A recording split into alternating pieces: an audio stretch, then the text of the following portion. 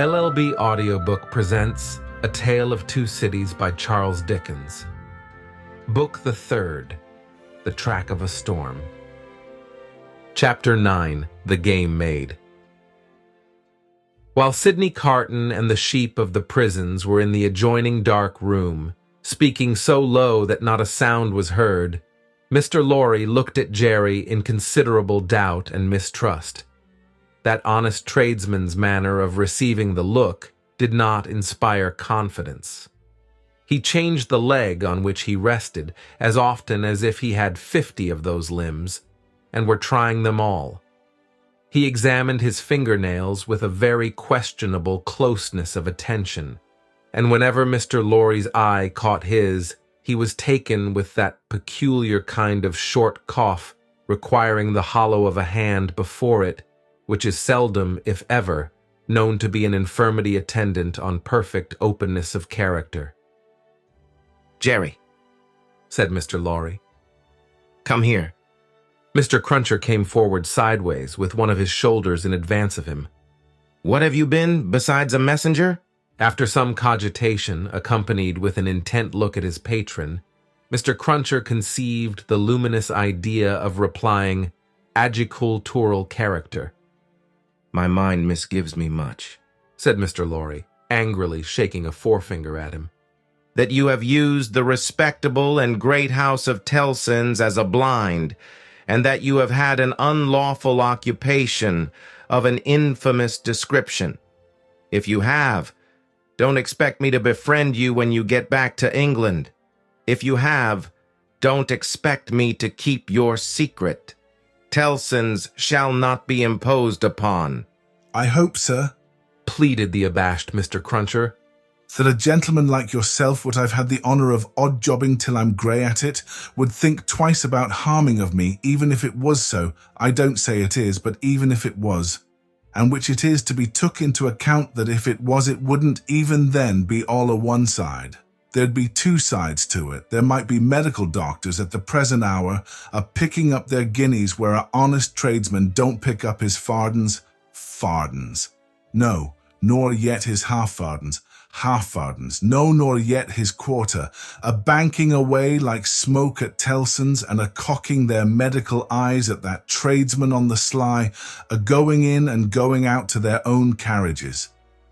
Equally like smoke, if not more so.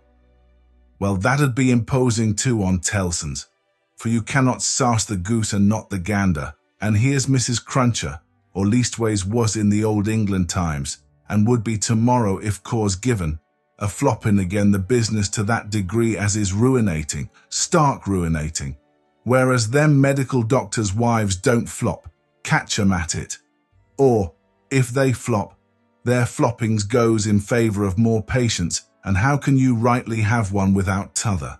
Then what with undertakers, and what with parish clerks, and what with sextons, and what with private watchmen, all avaricious and all in it. A man wouldn't get much by it, even if it was so. And what little a man did get would never prosper with him, Mr. Lorry.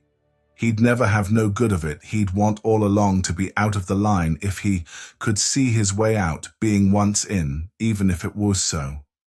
"Ugh!" cried Mr. Lorry, rather relenting. Nevertheless, "I am shocked at the sight of you." "Now, what I would humbly offer to you, sir," pursued Mr. Cruncher, "even if it was so, which I don't say it is." "Don't prevaricate," said Mr. Lorry.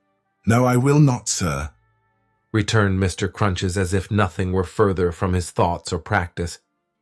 "Which I don't say it is. What I would humbly offer to you, sir, would be this. Upon that there stool at that there bar sets that there boy of mine, brought up and growed up to be a man, what will errand you, message you, general light job you, till your heels is where your head is, if such should be your wishes. If it was so, which I still don't say it is, for I will not prevaricate to you, sir. Let that there boy keep his father's place and take care of his mother. Don't blow upon that boy's father, do not do it, sir, and let that father go into the line of the reg'lar digging and make amends for what he would have undug, if it was so, by digging of 'em in with a will and with convictions respecting the future keeping of 'em safe. That, Mr. Lorry," said Mr. Cruncher, wiping his forehead with his arm, as an announcement that he had arrived at the peroration of his discourse. "Is what I would respectfully offer to you, sir. A man don't see all this here a-going on dreadful round him in the way of subjects without heads, dear me, plentiful enough fur to bring the price down to porterage and hardly that, without having his serious thoughts of things, and these here would be mine, if it was so, entreating of you for to bear in mind that what I said just now, I up and said in the good cause when I might have kept it back." That at least is true, said Mr. Lorry. Say no more now. It may be that I shall yet stand your friend, if you deserve it, and repent in action, not in words. I want no more words. Mr. Cruncher knuckled his forehead as Sidney Carton and the spy returned from the dark room. "Adieu, Mr. Barsad," said the former. "Our arrangement thus made, you have nothing to fear from me." He sat down in a chair on the hearth over against Mr. Lorry. When they were alone, Mr. Lorry asked him what he had done. "Not much. If it should go ill with the prisoner, I have ensured access to him once." Mr. Lorry's countenance fell. "It is all I could do," said Carton. "To propose too much would be to put this man's head under the axe, and, as he himself said, nothing worse could happen to him if he were denounced. It was obviously the weakness of the position. There is no help for it." But access to him, said Mr. Lorry, if it should go ill before the tribunal, will not save him. "I never said it would." Mr. Lorry's eyes gradually sought the fire. His sympathy with his darling and the heavy disappointment of his second arrest gradually weakened them. He was an old man now, overborne with anxiety of late, and his tears fell. "You are a good man and a true friend," said Carton in an altered voice. "Forgive me if I notice that you are affected. I could not see my father weep and sit by careless, and I could not respect your sorrow more if you were my father. You are free from that misfortune, however." Though he said the last words with a slip into his usual manner, there was a true feeling and respect both in his tone and in his touch that Mr. Lorry, who had never seen the better side of him, was wholly unprepared for. He gave him his hand, and Carton gently pressed it. "To return to poor Darnay," said Carton. "Don't tell her of this interview or this arrangement. It would not enable her to go to see him. She might think it was contrived, in case of the worse, to convey to him the means of anticipating the sentence." Mr. Lorry had not thought of that, and he looked quickly at Carton to see if it were in his mind. It seemed to be. He returned the look, and evidently understood it. "She might think 1,000 things," Carton said, "and any of them would only add to her trouble. Don't speak of me to her. As I said to you when I first came, I had better not see her. I can put my hand out to do any little helpful work for her that my hand can find to do without that. You are going to her, I hope. She must be very desolate tonight." I am going now directly. "I am glad of that. She has such a strong attachment to you and reliance on you. How does she look?" Anxious and unhappy, but very beautiful. "Ah." It was a long, grieving sound, like a sigh, almost like a sob. It attracted Mr. Lorry's eyes to Carton's face, which was turned to the fire.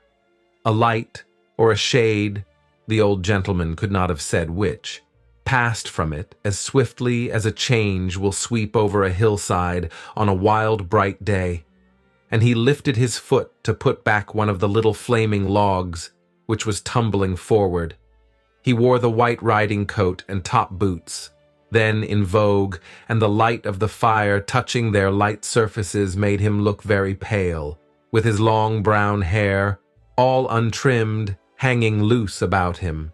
His indifference to fire was sufficiently remarkable to elicit a word of remonstrance from Mr. Lorry. His boot was still upon the hot embers of the flaming log when it had broken under the weight of his foot. "I forgot it," he said. Mr. Lorry's eyes were again attracted to his face. taking note of the wasted air which clouded the naturally handsome features, and having the expression of prisoners' faces fresh in his mind, he was strongly reminded of that expression. "And your duties here have drawn to an end, sir?" said Carton, turning to him. Yes. As I was telling you last night when Lucy came in so unexpectedly, I have at length done all that I can do here. I hope to have left them in perfect safety and then to have quitted Paris. I have my leave to pass. I was ready to go. They were both silent. "Yours is a long life to look back upon, sir," said Carton wistfully. I am in my 78th year. "You have been useful all your life, steadily and constantly occupied, trusted, respected, and looked up to." I have been a man of business ever since I have been a man. Indeed, I may say that I was a man of business when a boy. "See what a place you fill at 78. How many people will miss you when you leave it empty?" A solitary old bachelor. Answered Mr. Lorry, shaking his head. There is nobody to weep for me. "How can you say that? Wouldn't she weep for you? Wouldn't her child?" Yes, thank God. I didn't quite mean what I said. "It is a thing to thank God for, is it not?" Surely.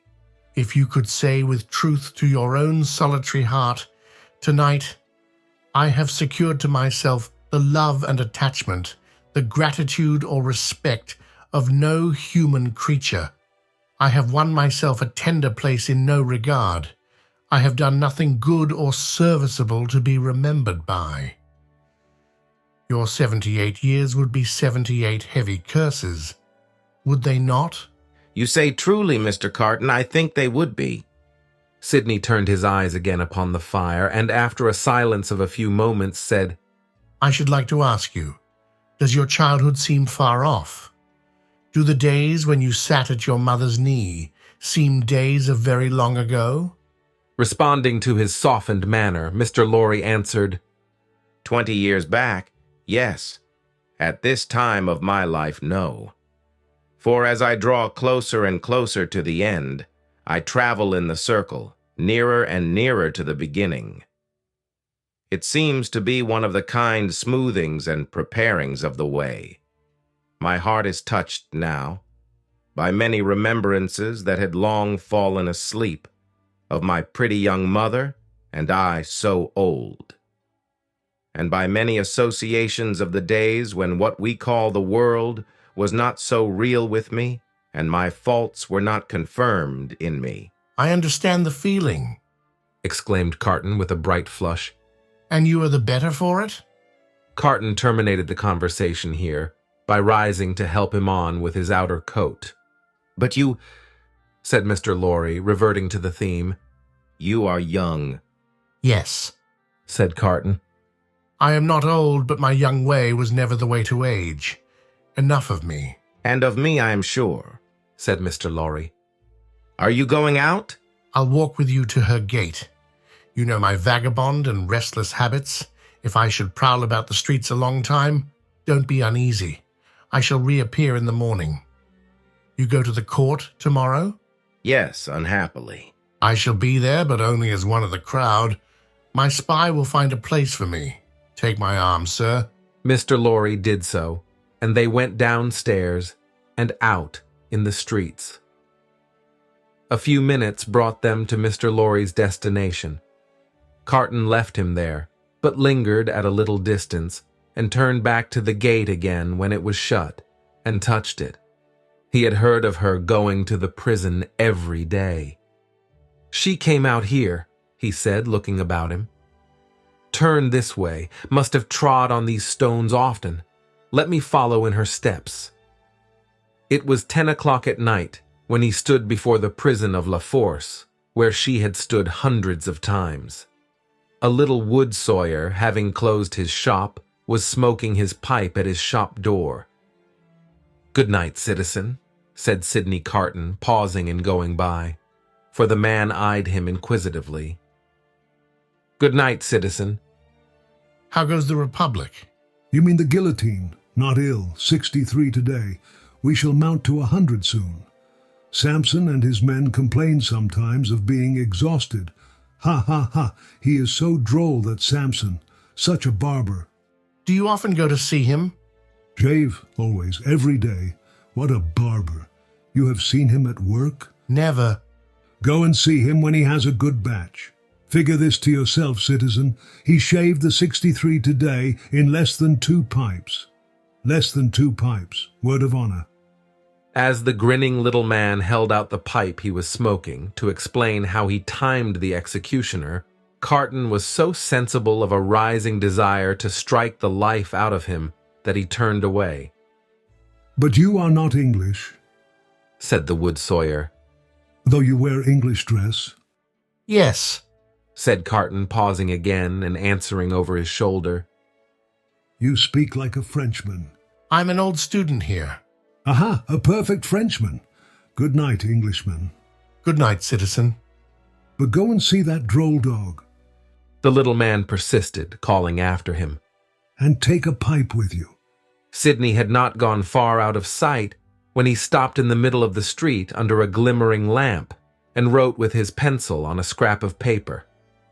Then, traversing with the decided step of one who remembered the way well, several dark and dirty streets, much dirtier than usual, for the best public thoroughfares remained uncleansed in those times of terror, he stopped at a chemist's shop, which the owner was closing with his own hands.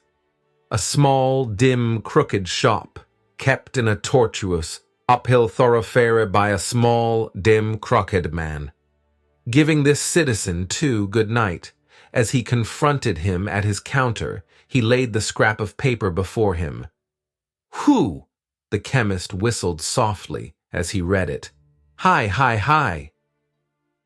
Sidney Carton took no heed, and the chemist said, "For you, citizen?" For me. "You will be careful to keep them separate, citizen? You know the consequences of mixing them?" Perfectly. Certain small packets were made and given to him. He put them, one by one, in the breast of his inner coat, counted out the money for them, and deliberately left the shop. "There is nothing more to do," said he, glancing upward at the moon. "Until tomorrow. I can't sleep."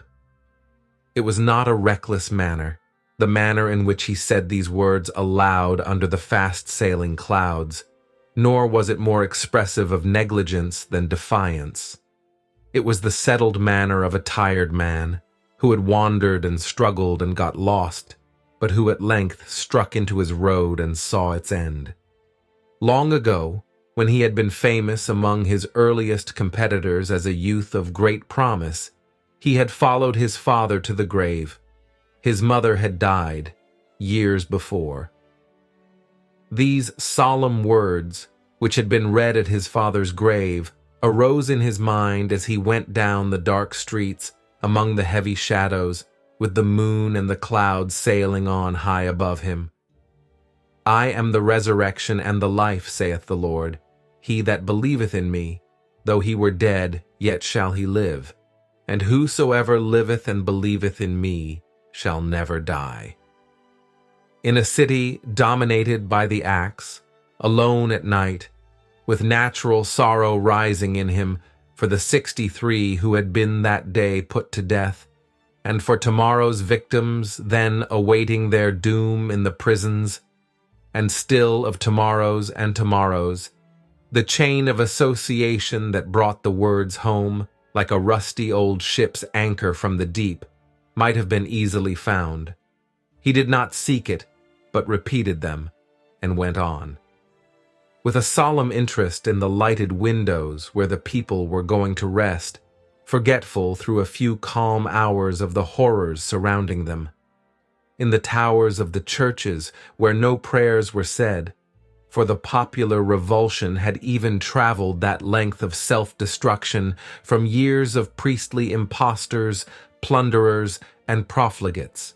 In the distant burial places, reserved, as they wrote upon the gates, for eternal sleep, in the abounding jails, and in the streets along which the 60s rolled to a death which had become so common and material that no sorrowful story of a haunting spirit ever arose among the people out of all the working of the guillotine, with a solemn interest in the whole life and death of the city, settling down to its short nightly pause in fury.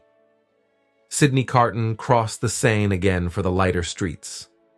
Few coaches were abroad, for riders in coaches were liable to be suspected, and gentility hid its head in red nightcaps and put on heavy shoes and trudged.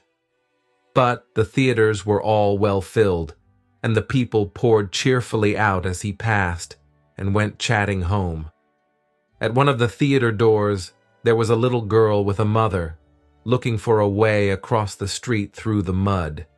He carried the child over, and before the timid arm was loosed from his neck, asked her for a kiss. "I am the resurrection and the life, saith the Lord. He that believeth in me, though he were dead, yet shall he live, and whosoever liveth and believeth in me shall never die." Now that the streets were quiet and the night wore on, the words were in the echoes of his feet and were in the air. Perfectly calm and steady, he sometimes repeated them to himself as he walked, but he heard them always. The night wore out, and, as he stood upon the bridge, listening to the water as it splashed the river walls of the island of Paris, where the picturesque confusion of houses and cathedrals shone bright in the light of the moon, the day came coldly, looking like a dead face out of the sky. Then the night, with the moon and the stars, turned pale and died, and for a little while it seemed as if creation were delivered over to death's dominion.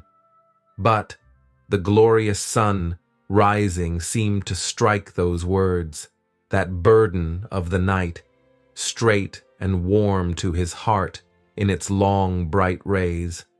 And looking along them, with reverently shaded eyes, a bridge of light appeared to span the air between him and the sun, while the river sparkled under it. The strong tide, so swift, so deep and certain, was like a congenial friend in the morning stillness. He walked by the stream, far from the houses, and in the light and warmth of the sun fell asleep on the bank. When he awoke and was afoot again, he lingered there yet a little longer, watching an eddy that turned and turned purposeless, until the stream absorbed it and carried it on to the sea. Like me. A trading boat, with a sail of the softened color of a dead leaf, then glided into his view, floated by him, and died away. As its silent track in the water disappeared, the prayer that had broken up out of his heart for a merciful consideration of all his poor blindnesses and errors ended in the words, "I am the resurrection and the life." Mr. Lorry was already out when he got back, and it was easy to surmise where the good old man was gone. Sidney Carton drank nothing but a little coffee, ate some bread, and, having washed and changed to refresh himself, went out to the place of trial. The court was all astir and abuzz when the black sheep, whom many fell away from in dread, pressed him into an obscure corner among the crowd. Mr. Lorry was there, and Dr. Manette was there. She was there, sitting beside her father. When her husband was brought in, she turned a look upon him, so sustaining, so encouraging, so full of admiring love and pitying tenderness, yet so courageous for his sake, that it called the healthy blood into his face, brightened his glance, and animated his heart. If there had been any eyes to notice the influence of her look on Sidney Carton, it would have been seen to be the same influence exactly. Before that unjust tribunal, there was little or no order of procedure, ensuring to any accused person any reasonable hearing. There could have been no such revolution if all laws, forms, and ceremonies had not first been so monstrously abused that the suicidal vengeance of the revolution was to scatter them all to the winds. Every eye was turned to the jury, the same determined patriots and good Republicans as yesterday and the day before and tomorrow and the day after. Eager and prominent among them, one man with a craving face, and his fingers perpetually hovering about his lips, whose appearance gave great satisfaction to the spectators. A life-thirsting, cannibal-looking, bloody-minded juryman, the Jacques III of Saint Antoine. The whole jury, as a jury of dogs impaneled to try the deer. Every eye then turned to the 5 judges and the public prosecutor. No favorable leaning in that quarter today. A fell, uncompromising, murderous business meaning there.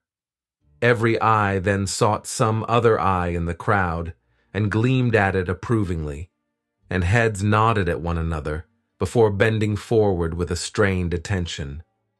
Charles Evrémonde, called Darnay, released yesterday, reaccused and retaken yesterday. Indictment delivered to him last night. Suspected and denounced enemy of the Republic, aristocrat, one of a family of tyrants, one of a race proscribed, for that they had used their abolished privileges to the infamous oppression of the people. Charles Evrémonde, called Darnay, in right of such prescription, absolutely dead in law. To this effect, in as few or fewer words, the public prosecutor. The president asked, was the accused openly denounced or secretly? Openly, President. By whom? 3 voices. Ernest Defarge, wine vendor of Saint Antoine. Good. Thérèse Defarge, his wife. Good. Alexandre Manette, physician. A great uproar took place in the court, and in the midst of it, Dr. Manette was seen, pale and trembling, standing where he had been seated. President, I indignantly protest to you that this is a forgery and a fraud. You know the accused to be the husband of my daughter. My daughter, and those dear to her, are far dearer to me than my life. Who and where is the false conspirator who says that I denounce the husband of my child? Citizen Manette, be tranquil. To fail in submission to the authority of the tribunal would be to put yourself out of law. As to what is dearer to you than life, nothing can be so dear to a good citizen as the Republic. Loud acclamations hailed this rebuke. The president rang his bell and with warmth resumed. If the Republic should demand of you the sacrifice of your child herself, you would have no duty but to sacrifice her. Listen to what is to follow. In the meanwhile, be silent. Frantic acclamations were again raised. Dr. Manette sat down, with his eyes looking around and his lips trembling. His daughter drew closer to him. The craving man on the jury rubbed his hands together and restored the usual hand to his mouth. Defarge was produced when the court was quiet enough to admit of his being heard, and rapidly expounded the story of the imprisonment, and of his having been a mere boy in the doctor's service, and of the release, and of the state of the prisoner when released and delivered to him. This short examination followed, for the court was quick with its work. You did good service at the taking of the Bastille, citizen? I believe so. Here, an excited woman screeched from the crowd. You were one of the best patriots there. Why not say so? You were a cannoneer that day there, and you were among the first to enter the accursed fortress when it fell. Patriots, I speak the truth. It was the Vengeance who, amidst the warm commendations of the audience, thus assisted the proceedings. The president rang his bell, but the Vengeance, warming with encouragement, shrieked, I defy that bell, wherein she was likewise much commended. Inform the tribunal of what you did that day within the Bastille, citizen. I knew, said Defarge, looking down at his wife, who stood at the bottom of the steps on which he was raised, looking steadily up at him. I knew that this prisoner of whom I speak had been confined in a cell known as 105 North Tower. I knew it from himself. He knew himself by no other name than 105 North Tower when he made shoes under my care. As I serve my gun that day, I resolve, when the place shall fall, to examine that cell. It falls. I mount to the cell with a fellow citizen who is one of the jury, directed by a jailer. I examine it very closely. In a hole in the chimney, where a stone has been worked out and replaced, I find a written paper. This is that written paper. I have made it my business to examine some specimens of the writing of Dr. Manette. This is the writing of Dr. Manette. I confide this paper in the writing of Dr. Manette to the hands of the President. Let it be read. In a dead silence and stillness, the prisoner under trial looking lovingly at his wife only looking from him to look with solicitude at her father, Dr. Manette keeping his eyes fixed on the reader, Madame Defarge never taking hers from the prisoner, Defarge never taking his from his feasting wife, and all the other eyes there intent upon the doctor, who saw none of them. The paper was read as follows.